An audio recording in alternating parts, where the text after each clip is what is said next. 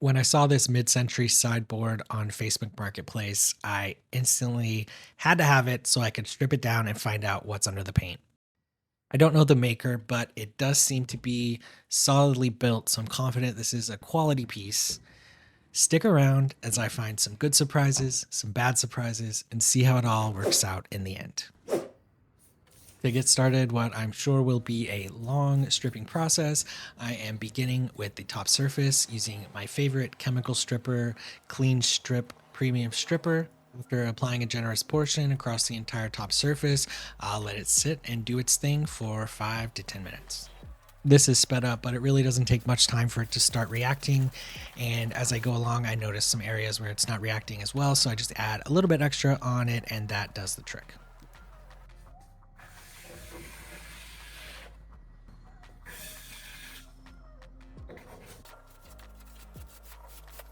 And now for bad surprise number one. I could tell by the way it was sounding as I was scraping that this did not feel like wood veneer. It felt more like laminate, and that's exactly what it was. So I'm just gonna go ahead and get all the paint off of here, all the paint residue, and figure out what I'm gonna do about the top in the meantime.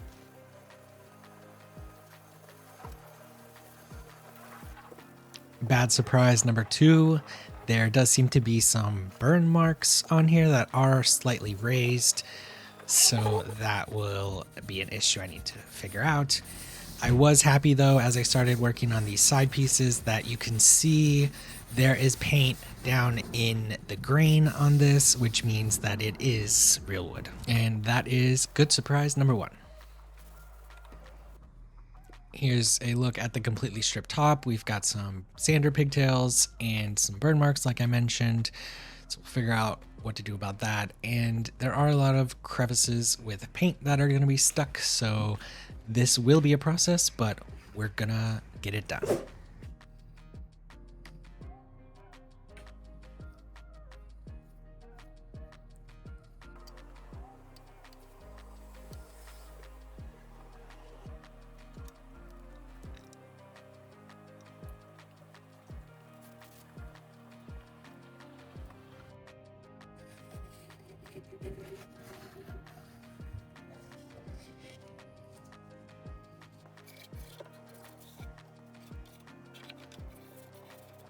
Throughout the video, you'll see me use a few different tools to help in the stripping process. So I'm using a putty knife, I'm using a carbide scraper, I'm using different brushes and paper towels, of course, as well as steel wool and lacquer thinner to get everything off. You could also use acetone, but I just have lacquer thinner on hand and it does seem to work pretty well.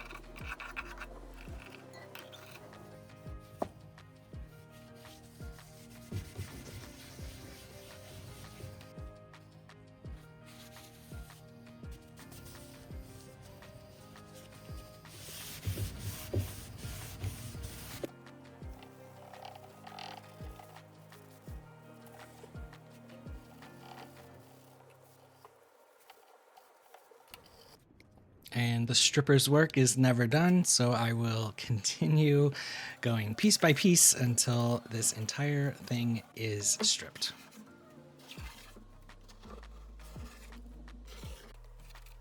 And now for good surprise number two, I am seeing some really pretty walnut wood grain on the doors here and some of the drawers as well. So I am getting quite excited as to how this is going to turn out.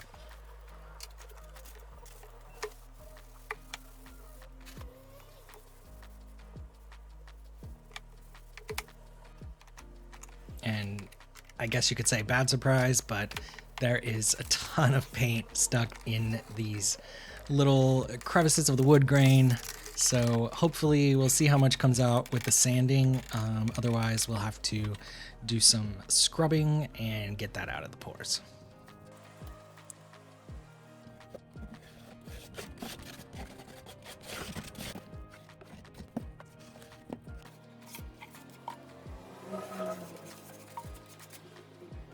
To make things easier with the doors, I did find out on the backside there were some screws, so just took those out and then the door comes apart, which will be amazing for stripping and sanding.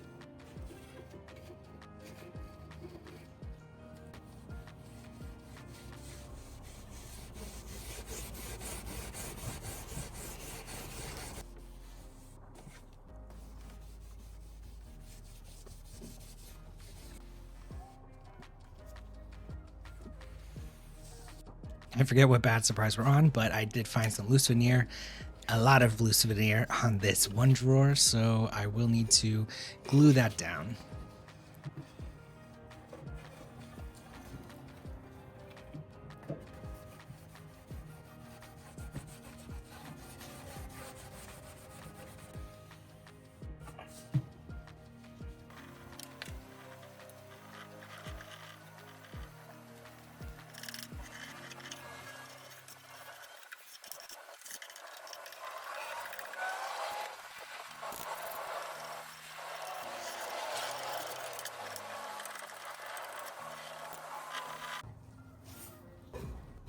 To repair this drawer, I have some wood glue in a glue syringe, and I'm just getting as much glue down in there as I possibly can. I want to make sure this is nice and secure and doesn't come back up at any point. I like to press it down just to make sure I have some good glue squeeze out, and that tells me that I've got enough glue in there. And then I've just got some blocks that I've used tape on so it doesn't stick to the glue, and I will let this sit for a few hours to dry.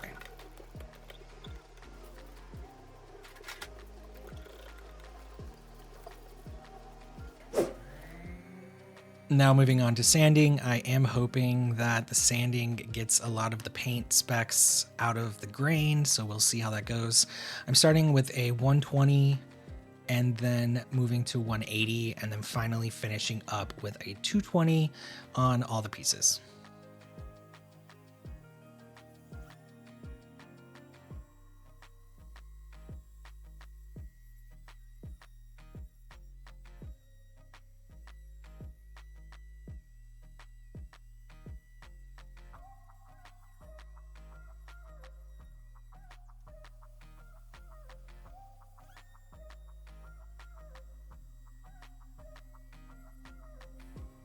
After sanding, I use denatured alcohol to wipe off all of the sanding dust. This also lets me get a good look at the wood grain, see how much of the paint is still there, and also see if I have any sanding swirls or anything like that.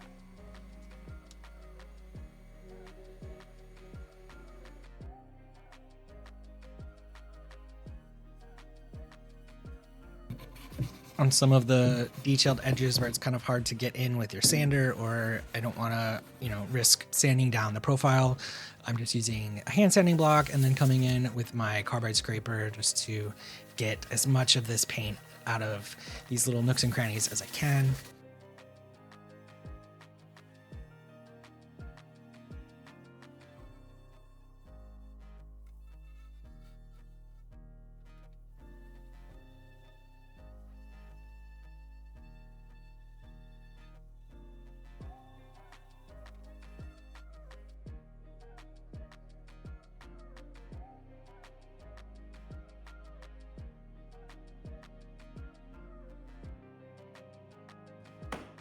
I let the glue dry on this repair for about 4 hours before removing the clamps.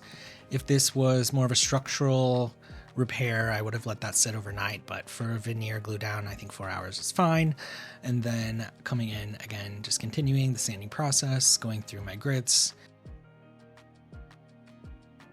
There were a few areas that I needed to fill in with some wood epoxy or wood filler. And so I've got some Mohawk epoxy putty here. I would have preferred to use a darker colored epoxy, but I couldn't find anything available at the moment. So I'm using this pine color that I'll just color correct later. And I couldn't find the footage of me doing that color correcting, but I did end up using Mohawk blend all sticks and vinyl sealer to accomplish that task. After sanding, there was still some paint in the grain, so I'm coming in with lacquer thinner or acetone. You could also use and some brushes just to try to scrub that out. It takes a little bit of time, but I was able to get the majority out of the grain.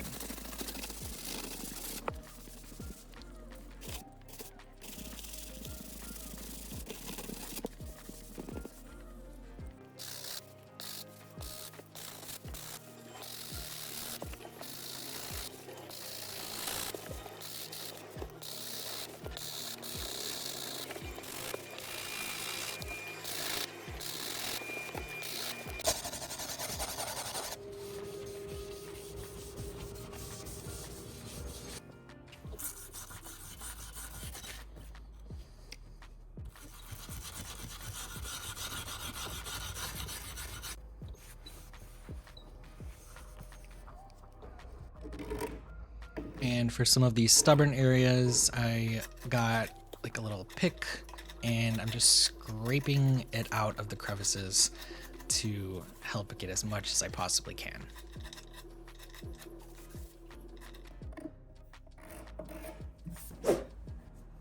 It's time to make this wood grain really come to life, and to do that I am using Osmo Polyx Oil to finish this piece. I'm not using any stains or anything like that, simply oiling the walnut to let the beauty of the natural wood shine through.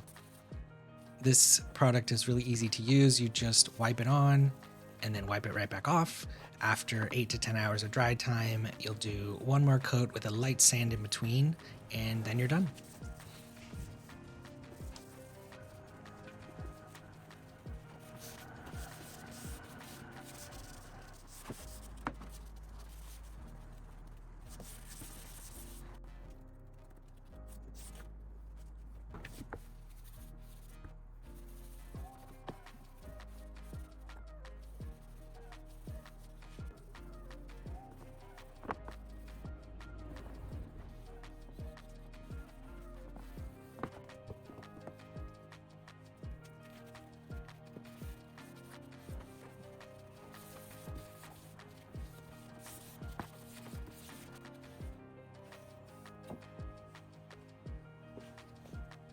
I really wish there was a maker mark on this piece just because I'm really curious as to where it's from.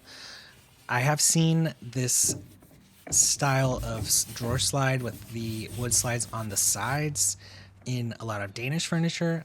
I'm not sure. I don't know if this is a Danish piece or not, but it does remind me of that style. But anyway, I don't know. But if this is something that you recognize, I would love to hear from you in the comments to let me know what you think is the origin of this piece. What year do you think it's from? What country do you think it's from? What maker do you think could possibly have made it? All of that information I am dying to know. So if you have any ideas or thoughts, please let me know.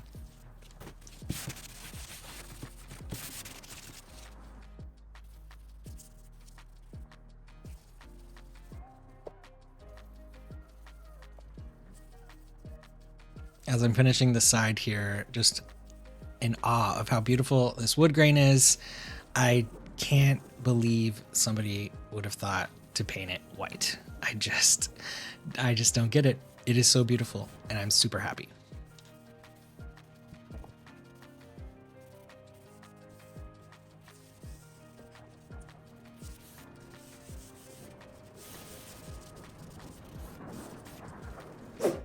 All right, I'm sure you've been wondering what my plan is for the top here, and it is to re-veneer it. So we're gonna try to re-veneer it with some walnut veneer. So in order to do that, I just wanna scuff sand this laminate as much as I can. So I'm using a 60 grit here and making that burn mark area nice and smooth, and then just scuffing up the rest of the surface to make sure I get good adhesion with the glue. And then I'm cleaning it off with some denatured alcohol just to make sure it's nice and clean of dust and grease or anything that may have been on the surface. So I haven't actually re-veneered an entire top before, so I'm just trying to figure out the best way to go about this.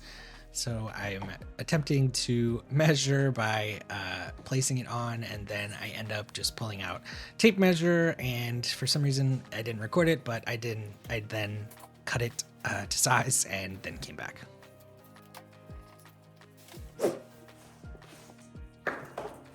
I decided to go what felt like the easy route and went for peel and stick veneer.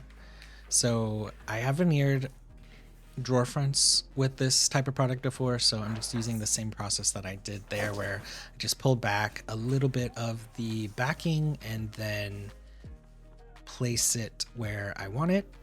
And I don't have a J roller or anything like that, so I'm just using a folded piece of cardboard so it's nice and smooth and won't scratch the veneer, but I can also get a lot of pressure and it will bend on the edges, so I can really burnish those down. And I just make sure I'm getting every part of the veneer pressed down as much as I possibly can. Then I just go little by little, following that same process until the entire piece is adhered.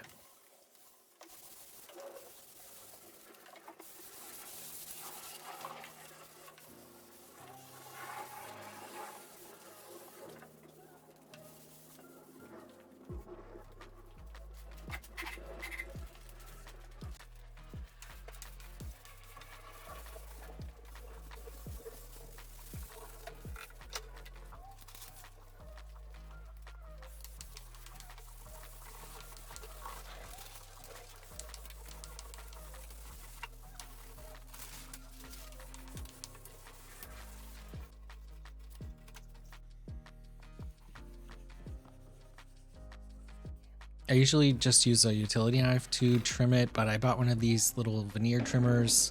I don't know if I got a cheap one or maybe it wasn't sharp or what, but I didn't have great luck with it, but it ended up working fine. And then I'm coming in with sanding block just to really get those edges nice and clean and make sure they are adhered down by just kind of going around the edge with the sanding block, and that makes everything nice and seamless. And then I am just sanding the top by hand before applying the Polyx oil.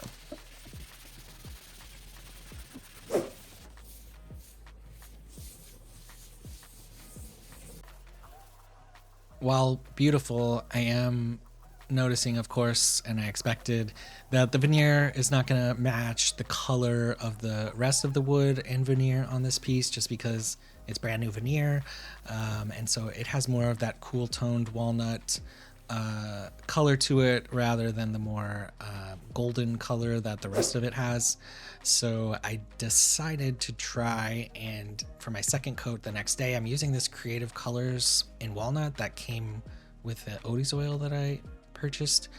I don't know if it's meant for this or not, but it's apparently oil soluble, so I am just mixing it into my top coat here, and then I'll use this to tone the top for my second layer of the oil.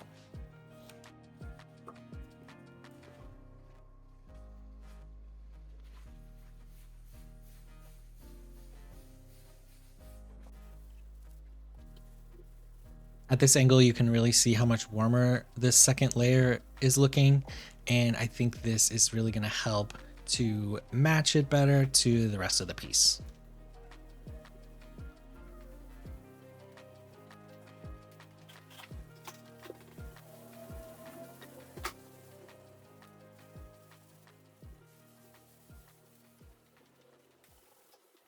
All right, let's take a look back where we started. This piece was poorly painted in a white paint job, and it was a lot of work, but this is where we ended up. I think it turned out stunning. The wood grain is gorgeous. I think veneering the top was the right move. There's a little bit of wood grain that has some paint stuck in it here and there, but overall, I think it looks a million times better than it did. And I'm really, really happy and proud of how this has turned out. Now it's time to list it. Not sure what to list it for, so if you have any ideas, let me know in the comments. And if you like paint stripping videos, I will leave another one linked here to watch next. Thank you so much, and we will see you next time.